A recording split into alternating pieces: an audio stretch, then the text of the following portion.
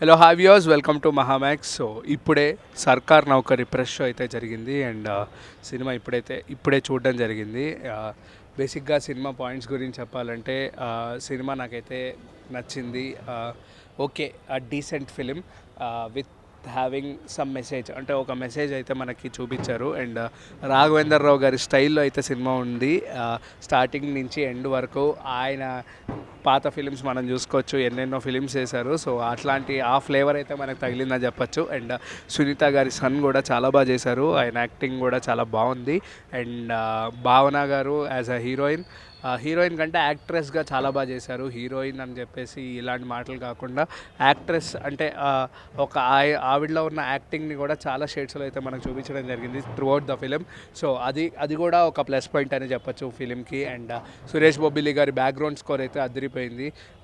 ఆయన చాలా సినిమాల్లో అంటే ఇట్లాంటి ఒక తెలంగాణ నేటివిటీ అండ్ ఇట్లాంటి ఒక విలేజ్ నేటివిటీ ఫిలిమ్స్కి అయితే ఆయన ఇచ్చి పడేస్తారు బీజిఎం. సో అట్లా చాలా బాగుంది బీజిఎం కూడా. అండ్ ఒక మంచి కాజ్ కోసం తీశారు ఈ ఫిలిం. అంటే అప్పట్లో జరిగిన యథార్థ సంఘటనల్ని మనకైతే కళ్ళకు కట్టినట్టు చూపించడమే కాదు, అండ్ మనల్ని అలరించారు కూడా వాళ్ళ యొక్క ఎంటర్టైన్మెంట్తో.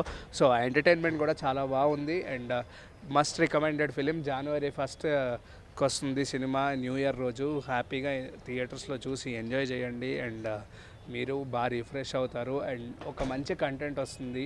సో దీన్ని మనం ఆదరించాలి. అండ్ తెలుగు ఆడియన్స్ ఎలాగైనా మనం చెప్పనవసరం లేదు, ఒక మంచి కంటెంట్ ఉన్న ఫిలిం దొరికితే ఎప్పుడైనా చూస్తారు. సో బేసిక్గా స్క్రీన్ ప్లే గురించి చెప్పాలంటే డీసెంట్గానే ఉంది. అండ్ సాంగ్స్ కూడా చాలా బాగున్నాయి. యాజ్ అ రాఘవేంద్ర రావు గారి స్టైల్తో సాంగ్స్ అయితే ఉన్నాయి. హీరోయిన్ క్యారెక్టరైజేషన్స్ ఆయన సినిమాల్లో అయితే మనం ఈజీగా పీక్స్లో పెడతారు. సో అట్లాగే ఉంది. అండ్ కొన్ని ల్యాక్ సీన్స్ ఉన్నాయి. సో అవైతే మిస్టేక్ అనే చెప్పచ్చు. కొన్ని ల్యాక్ సీన్స్ ఉన్నాయి. Apart of that through out ఒక మంచి మెసేజ్ ఓరియంటెడ్ మూవీ అండ్ చాలా ఎమోషన్స్తో కూడుకున్న మూవీ.